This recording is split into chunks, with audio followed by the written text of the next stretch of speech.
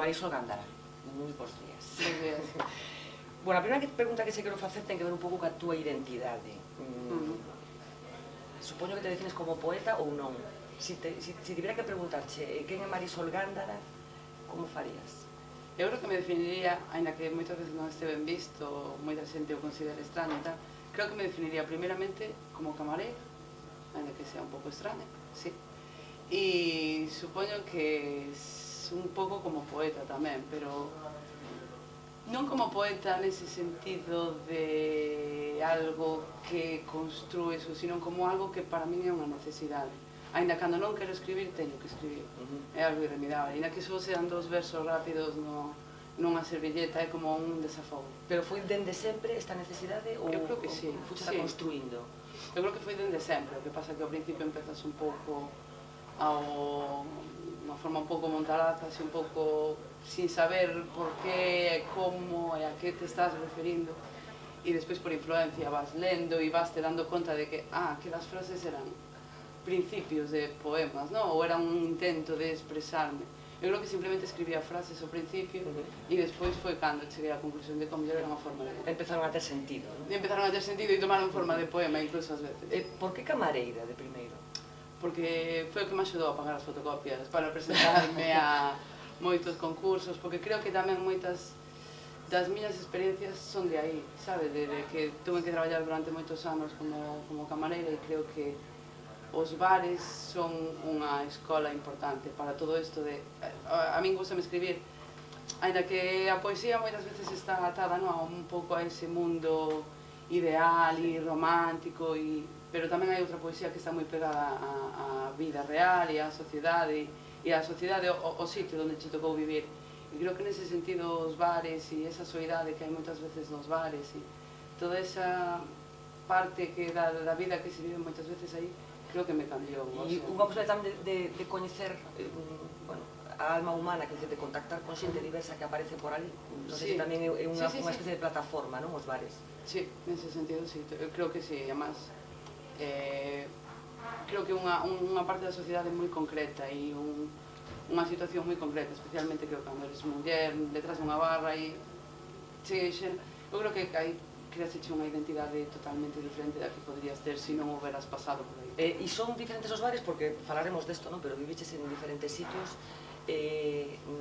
A identidade dos sitios se ve a través dos bares, que os bares son diferentes en función dos lugares. Eu creo que sí. Sí, a ver, non vivín tampouco en moitos sitios diferentes, pero, por exemplo, creo que non é pero xa incluso vivindo no mesmo sitio, non é o mesmo se te desenvolves nun bar pola noite, se estás traballando nunha cafetería pola mañá.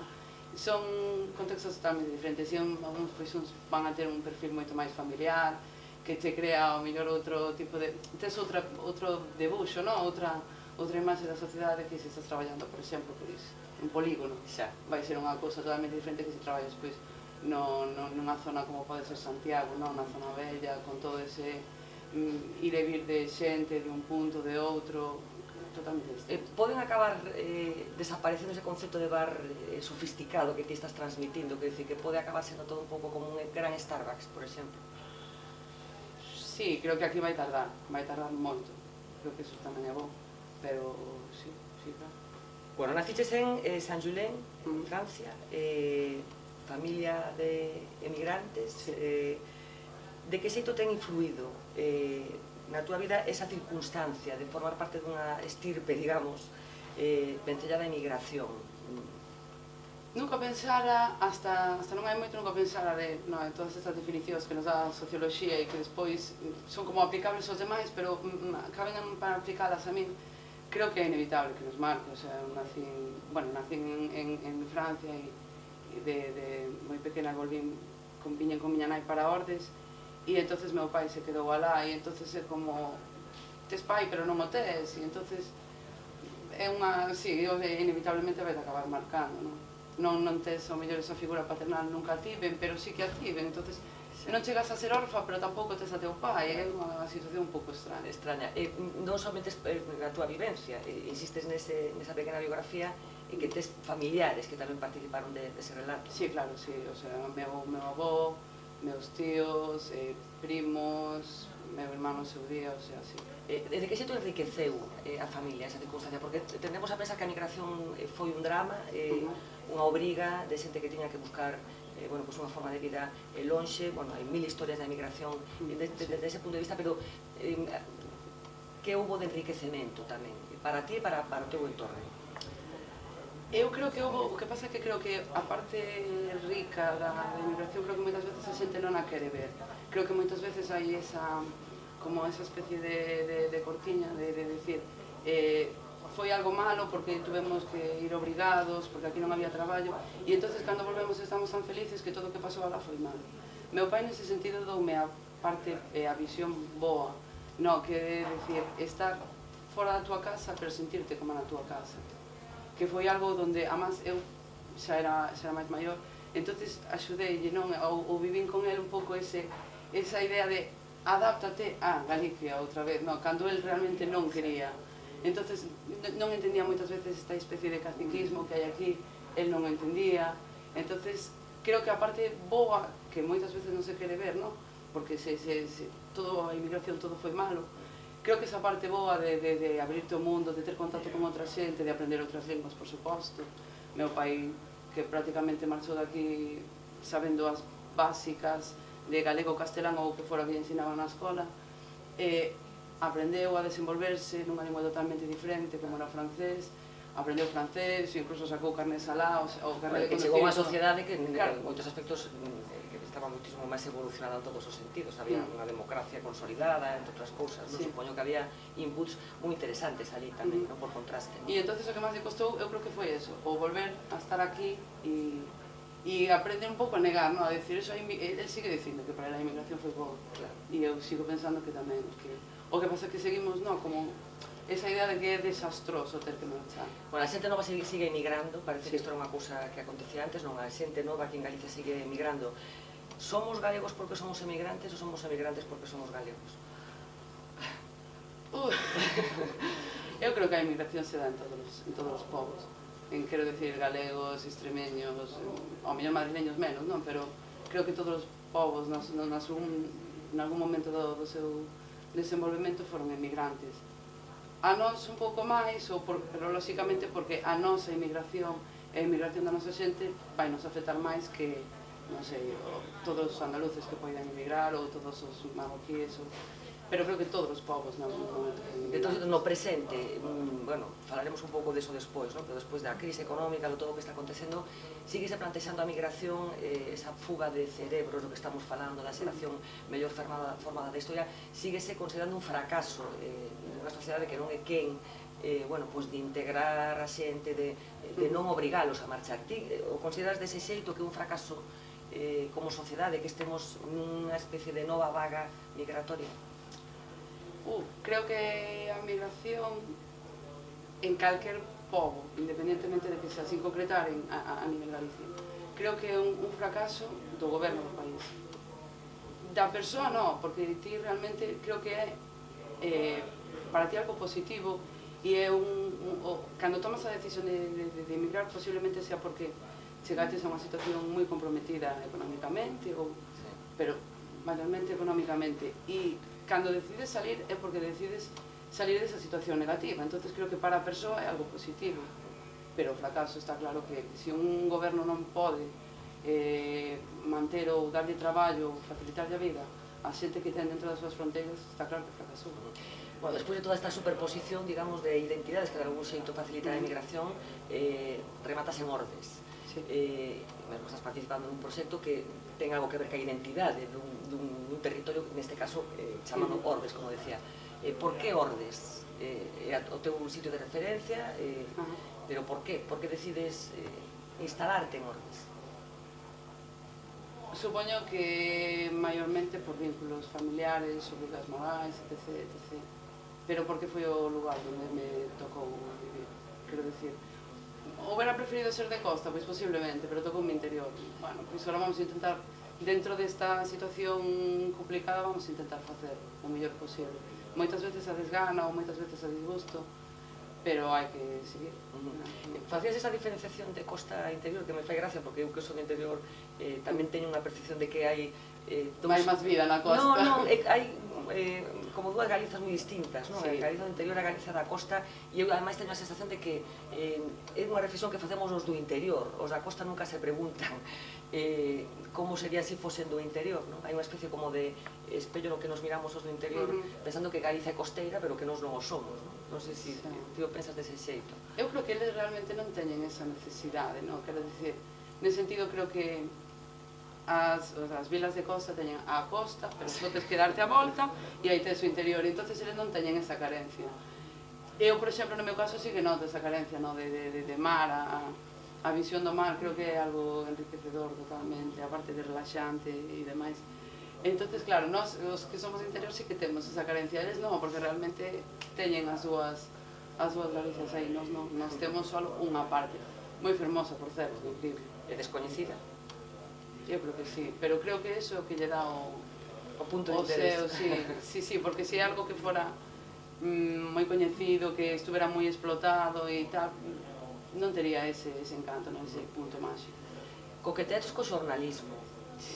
Eu non sei bueno. se a decisión foi abortada no momento oportuno, axeitado, se foi unha decisión personal, se o que olfateaches deste mundo, bueno, pues decidiches que non era para ti, ou que aconteceu? Decidí que non era para mí, así que sempre quise facer xornalismo, era unha cousa que tiña aí moi desde pequena, e no seu día tuve un xefe de estudos que era fantástico e dixome, ti nunca vas a poder estudar xornalismo.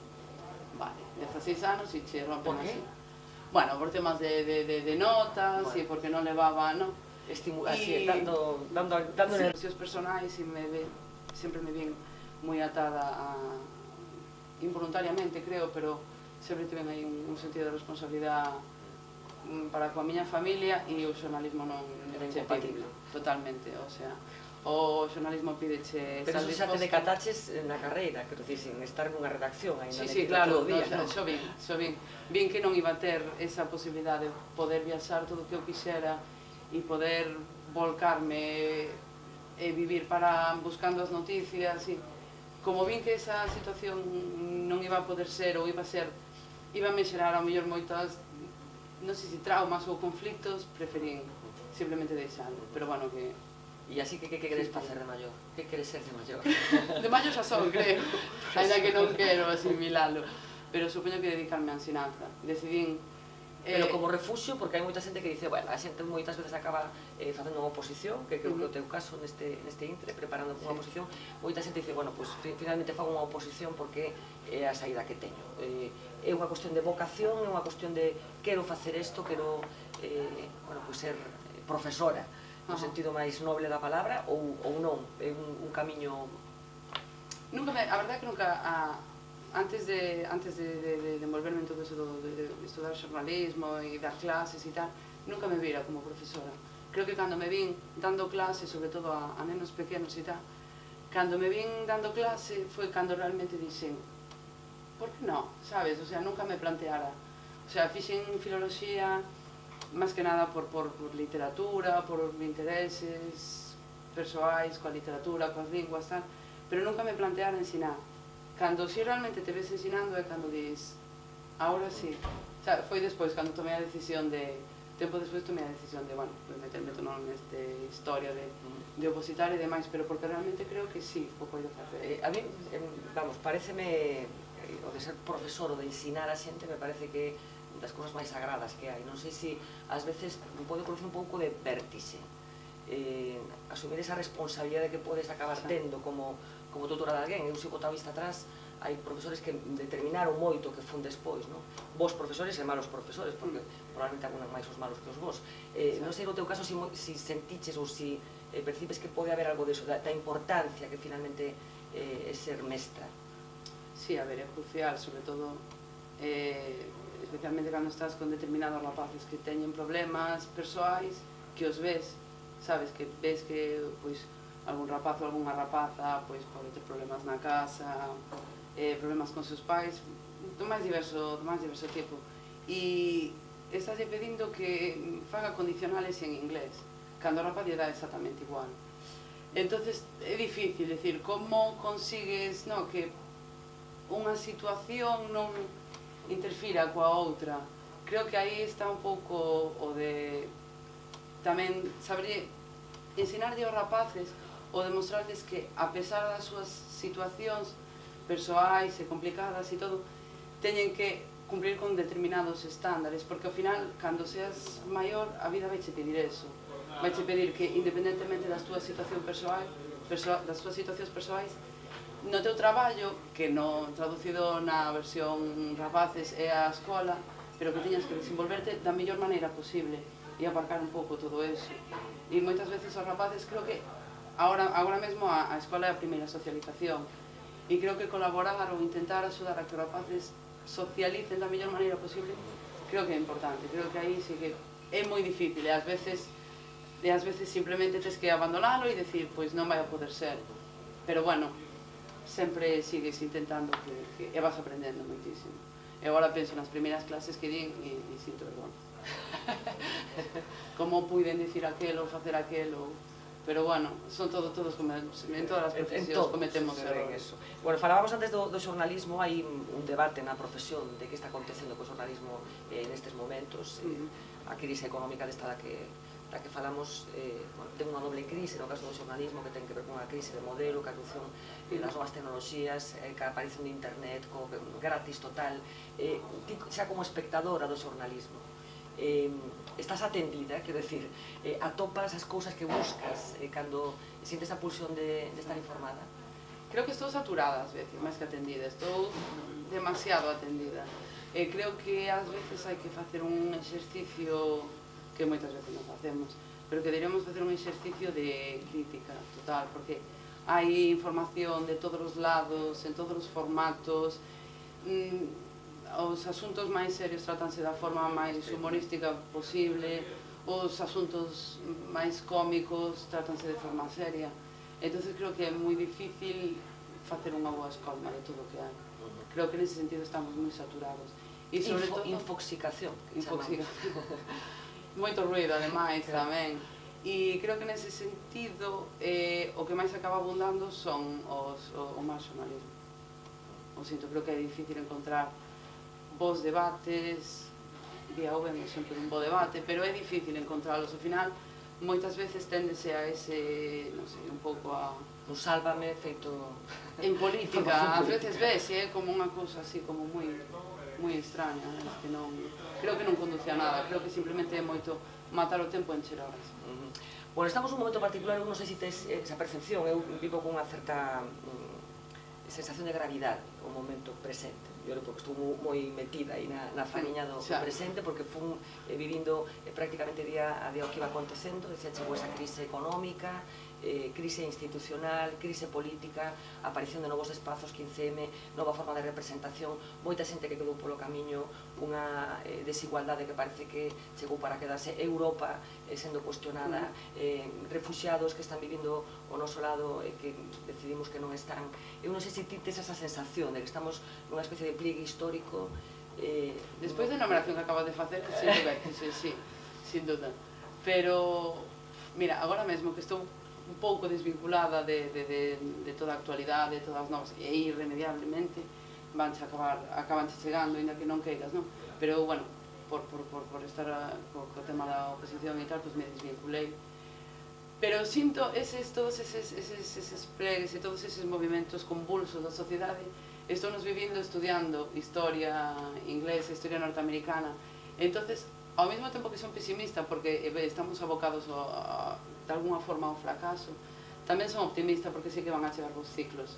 Non podo decir cando, non podo saber como, nin en que lugar, pero sí que van a chegar os ciclos, eso é irremediable. O sea, a historia está aí, son convulsións que se están repetindo continuamente. Pero do que está acontecendo, que o que máis che perturba, se hai algo, estás nunha especie como, digamos, de cámara acorazada nestes momentos de burbulla, pero certa percepción, eu, por exemplo, o asunto dos refugiados é unha cuestión que me ten moi perturbada, no sentido de que teño a sensación de que cando pasen os anos suficientes alguna vergoña sentiremos como xeración, porque, bueno, hai exemplos da historia que demostran isto, non? Que estaban sucedendo cousas moi graves, había moita xente que miraba para outro lado, xente que estivo pois en Idomeni, cando estaba o campo montado, que está seguindo un pouco a peripecia de todas estas persoas, está como dicindo que está acontecendo aquí, non? Eu non sei, de todo isto, que o que máis che perturba, se hai algo concreto nestes momentos? Aparte de todas as imaxes que estamos vendo de morto, o sea, de xente que aparece morta, de afogamentos e demais, máis que perturbarme, creo que o que de alguna forma non se está recoñecendo é que toda ese buenismo, no, que había de Europa, de que somos os mellores, toda esa idea, no, de progresista, é como, non, o sea, non está se demostrando, no, que en moitos sentidos levantar muros, poñer fronteiras, de alguna forma pagar aos determinados países ou premiar os países porque non acollas estranxeiros, o sea, eso non está demostrando que esa idea de progresismo que había detrás de Europa ao mellor non era tan progresista, ao mellor está, ao final, hai, non sei como expresalo, pero creo que ao final está se vendo, no? Que hai moitos matices oscuros de todo ese progresismo, é irremediable. Naciches no 81, se non me falla a documentación, así que tes como... 35. Sí, 35, o sea que como 13 anos menos que a min. Unha das cousas que se está ventilando nestes momentos é unha consideración do que aconteceu, de como pasou, de como fixo España tránsito da dictadura a democracia, esa famosa transición, todos os cadáveres que quedan no armario. Ti naciches en democracia, xa Franco morrera uns cantos anos antes. Ti non sei que percepción tes deso, ou si tes unha percepción dese momento como se estiveramos falando dos reis católicos, quero dicir, porque crees que se fixeron as cousas mal, que hai cousas que, problemas que temos como sociedade que parten daquele xeito de facer as cousas, que hai culpas que pedir ou non? Como consideraste que se fixo ese tránsito tan recente na dictadura en 1975, Franco morrendo na súa cama, e o que aconteceu despois? Unha pregunta sencilla. Non, quero dicir, por exemplo, o asunto da memoria histórica, non? Sí. Eu creo que é algo que cada persona ten... Porque hai quen asegura, por exemplo, non é algo que Espírito, que é un historiador que ven moito por aquí e que ten unha percepción con respecto a isto, dice que os rapaces os que el lle da clase son os primeiros que teñen a distancia suficiente como para enfrontarse, por exemplo, o asunto da memoria histórica con certa normalidade, non? Que houve demasiadas cousas que contaminaron todo o proceso nestes anos previos. Pode que as xeracións máis novas, sí. O sea, estou falando, pois, o mellor de xente que pode ter 15, 20, 25 anos, 10 anos... Ti que estás no medio un pouco? Eu creo que é unha cuestión moi personal. Eu creo que non... Eu podo velo, estou un pouco apartada de non tuve ninguna situación personal ou familiar directamente involucrada coa guerra civil e todo eso, entonces ao mellor podo falar desde unha posición, pero xente que realmente tivo que enterrar familiares nas cunetas e está todavía, creo que é algo demasiado personal, non? Creo que a historia necesita certo distanciamento. Pero un asunto que te interesa ou non? É un asunto que me interesa en tanto hai moitos problemas e moitas... Creo que moito enquistamento político que hai agora mesmo ven de aí. En ese sentido, creo que é erróneo. Creo que habría que un pouco darlle marcha, non darlle perspectiva, creo que é irremediable, porque senón non van a seguir enquistadas. Xeneracións que non a viviron, xeneracións que non tuveron realmente ningún impacto, ou que a guerra civil non tuvo ningún impacto nelas, van a seguir enquistadas nesa situación, repetindo discurso que era de seus pais e de seus avós. Entonces creo que hai un pouco, creo que moitas veces se repite ese discurso, que sona un pouco como a guerra, a transición, a dictadura. Creo que nese sentido, por exemplo, levamos especialmente nas pequenas vilas de Galicia que abundan tan, creo que síguese moito coa mentalidade de franquismo, todavía un pouco con esa idea. Que houve unha especie de franquismo estructural, digamos. Sí, e creo que moralmente, ideolóxicamente, sigue moi arraigado eso. Creo que moitas veces eso é negativo, non? Porque é un pouco, volvemos un pouco de antes, non? Porque calquer cambio que intenta salir un pouco de aí é como calquer cambio vai conducir, vai derivar en debacle e non. Falamos da transición, pero hai tamén un discurso que ten que ver ca xente moza, que agromou dun xeito moi explícito no 15M, e que ten que ver con que mal o fixestes a xeración anterior, nos 90, nos primeiros 2000, que, bueno, fixestes as cousas tan mal que estamos hoxe aquí, a xente moza ten un 50% ou máis de paro juvenil, expectativas de futuro bueno, dificultosas, e ti tes esa sensación de que a xeración anterior fixo moi mal, como que bueno, corrupción, esa sensación de como de saqueo do que era de todos, tes esa sensación de que hai que pedir contas? É que realmente creo que máis que unha situación de cambio, todo o que foi a parte deixando a parte do franquismo, transición e demais, creo que máis que un cambio, ti ao mellor estás mellor posicionada para opinar, pero creo que máis que un cambio foi unha continuidade, democráticamente, pero unha continuidade, non? Foi como se foron lavando, se foron cambiando os uniformes por traxes e se foi, pero creo que foi unha continuidade e pois sí, non me quero aí pillar máis, pero sí, creo que houve máis continuidade que cambio. Creo que pode chegar a haber algún cambio, pero vai a ser complicado. Creo que esta situación política tan curiosa na que estamos revela eso, non? Que o cambio quere, pero se resiste. Interesache estes novos espazos políticos? Quero dicir, hai unha reconexión ca política, por exemplo, da xente da túa xeración, como consecuencia da aparición de Podemos, por exemplo? Creo que, en xeral, sí, pero para determinados grupos. Non creo que tampouco... Creo que, por exemplo, Podemos e outros grupos políticos, creo que representan, ao mellor, novas intencións, non tanto novas posturas políticas, ao mellor, pero novas intencións, pero tanto para a xente máis nova como para a xente de outras idades que queren un cambio, que pretenden algún cambio. Pero non tanto, o sea, máis é obsesionante para ti, digamos, a aparición de todo isto? É obsesionante? Sí, creo que sí, claro, é inevitable que haxa algo de cambio, de, a ver, si supostamente unha democracia aberta e plural e demais necesita partidos políticos, seguimos cos partidos políticos da transición, entonces debería haber cambio, non? O sea, novos partidos que emerxen, outros que caen, os novos partidos que poderán acabar caendo, pero bueno, eso é inherente ao cambio. Bueno, falamos de nova política e non sei ti eres filóloga, e hai unha cuestión que nos tratamos aquí hai uns poucos días que ten que ver con novas formas de falar. Por exemplo, a utilización do xenérico femenino, aínda que o que fale sexa un home. Isto estamos vendo, vamos, Pablo Iglesias, por exemplo, utiliza con certa frecuencia, falan feminino, aínda que sexa un home, mulleres que falan en feminino, aínda que na audiencia haxa homes.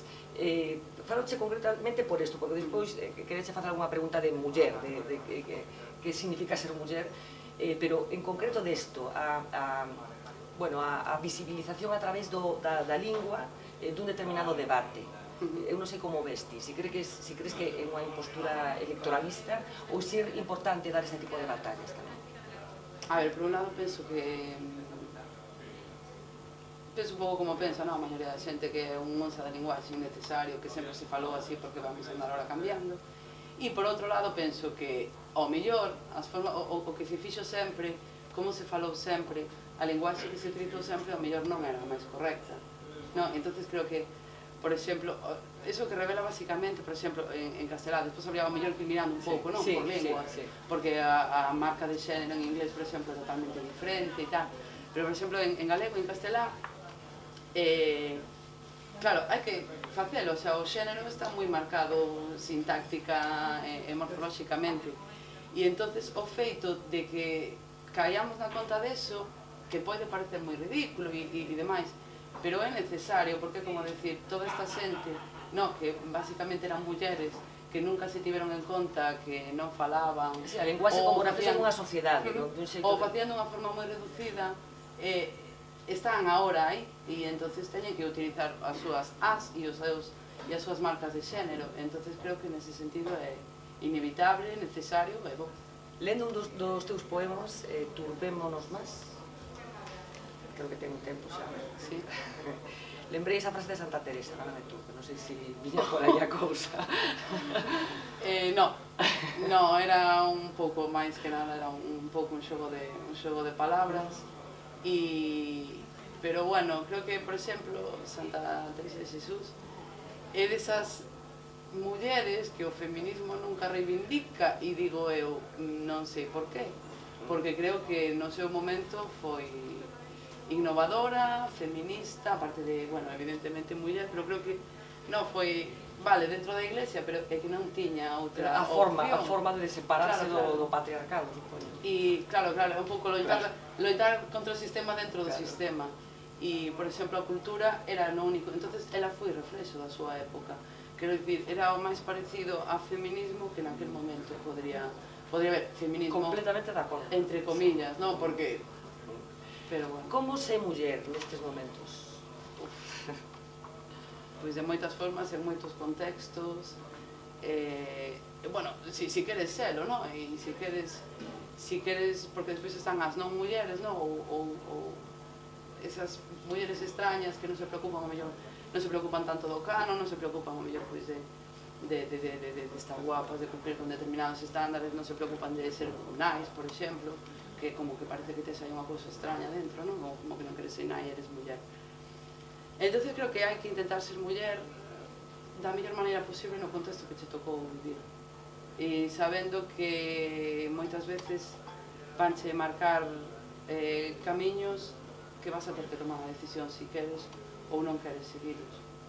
Pero é máis complicado, pode dar a sensación de que hoxe, bueno, hai máis facilidades para determinadas cousas das que tiveron xeracións anteriores. Eu non sei se crees que as trampas son máis sutiles hoxe. Posiblemente, pero bueno, tamén está claro que temos máis opcións das que tuveron nosas nais e das que tuveron nosas aboas, sin dúda. Pero, non sei, creo que é que, por exemplo, estou pensando na xeración ao mellor de miña aboa e tal, e creo que elas nunca se plantearon que era ser muller ou este tipo de cousas. Era un pouco seguir o camiño marcado sin cuestionarte, non? Nada do que... Porque se te cuestionabas non seguir ese camiño, pois estabas como un pouco apartada, non? Da sociedade, un pouco marginal, non? Sí, a nai, o sea, eras rara, e aparte, por exemplo, casos de nais solteiras e demais, que hoxe se ven ben ou se ven diferente, aí, pois, o mellor 40 anos era casi unha aberración, non? Estabas aí casi marcada por... Pero, sin embargo, fíxate, hai, vamos, estudos que demostran que a xente nova, por exemplo, nos institutos estáse detectando que hai como un repunte do machismo, de que as relacións que teñen as rapazas novas cos rapaces novos, bueno, son raras, non? O sea, como de control, de dominación, de... Hai grupos de música, por exemplo, teño unha filla adolescente que escoita un grupo que se chama Buargan, que se non escoitaches nunca recomendo, simplemente porque moi chamativo, con letras absolutamente terribles, moi machistas, moi de dominación casi violenta, non sei, ese tipo de voltas atrás, non sei se... É que tampouco creo que sea unha volta atrás, explícome. Creo que, por exemplo, desde o punto de vista mellor máis de socioloxía e demais, creo unha volta atrás non é, porque sí, vale, pode que sea machismo e demais, pero está totalmente transformado por medios de comunicación, roles sexuais e de feminidade e demais que veñen a través dos medios de masas. Entonces creo que sí que hai ten cousas de volta atrás, pero que creo que é un pouco erróneo e aparte de peligroso xuzgalo, non? Como unha volta atrás. Aparte que ningún adolescente vai a permitir que lle digas mira, que te están tratando, pois non sei, como trataban as nosas aboas. E tampouco é o mesmo, porque, por exemplo, ten un punto e unhas marcas de sexualidade que nunca tería, por exemplo, na xeración das nosas aboas, porque xa non é unha volta atrás. Entón, non sei, creo que aí todo eso, aí, aparte de sexualidades vividas de forma moi diferente, unhas sexualidades vividas de forma moi aberta, con outras sexualidades máis cerradas, non? máis íntimas. Creo que é unha situación moi confusa, é moi peligrosa, por suposto. Por suposto, porque que ademais non podes... Eu que me considero mellor, creo que das xeneracións o mellor máis non sei se feministas, pero cando menos que sí que nos preocupamos un pouco por todo eso, non? E un pouco por romper un pouco co canon e tal. E como lle explicas, non? Como ves nas... Eu non teño fillas, pero no caso das miñas sobriñas e tal, ves actitudes que de un pouco feminismo capitalista, de muller devoradora, que ao final é un arma de dobre fío, porque si se pode, o sea, con eso, a través de eso si podes acceder a determinadas cuestións, pero tamén canto estás hipotecando. Entonces, tampouco, creo que non se pode ver como unha volta atrás. Creo que é complicado, de verdade. É moi complicado. Marisol, 35 anos, cando teña 75, non se gustaría estar. Empezas a pensar na morte dunha forma así bastante recurrente, cosa que non acontecía ata un momento, non? Pensas neso, o sea, pensas na vida como feito biolóxico, digamos, como será, bueno, o camiño final, digamos, os últimos anos? A ver, primeiro creo que é imposible vindo en Galicia non pensar na morte, ainda que seas un cativo, porque toda esta ceremonia que hai da morte en Galicia é como... Non sei como se vive ao mellor noutros lugares, non? Pero aquí creo que é unha cousa moi peculiar, e aparte vin a evolución, non? Lembro o que eran os antigos velatorios nas casas, así como unha cousa moi entre Sálvame e sí, e neorrealismo italiano. Pero total, o sea, de esos velatorios en casas que eran horribles, ¿no? Pero con otros velatorios que son extraños, que en edificios sacados de non sei donde, con unhas decoracións entre baño de porcelanosa e non sei, unhas cosas moi góticas e moi extrañas. E entonces é imposible non pensar na morte. Como me vexo con 75 anos? Ou con 85, ou con 95, vamos. Non teño nin idea, e creo que non quero saberlo. Porque si cando te dis, creo que cando te pos unha meta de dicir quero verme dentro de 40 ou 50 anos de determinada forma, como que xa vas abocado, no, a eso, e eso che priva, no, de moitas outras cousas. E que queres que o camiño vaya acontecendo? Sí, e a un pouco, solo pido saber adaptarme aos cambios. É o único que pido, no, e saber aceptalo. Porque, por exemplo, vexo desde atrás, no, como me veía con 15 anos, con 20 anos, como me veía cando teña 35, e non saliu nada do que tiña pensado. Pero saliu mellor? Non sei se mellor, pero cando menos eu creo que se pode afrontalo da mellor maneira posible, e creo que ao final é o que conta, sí. E que se para sacar boas conclusións e aprender un poquinho de paso. Pois Marisol, un placer. Igualmente. Unha conversa, gracias. A ti.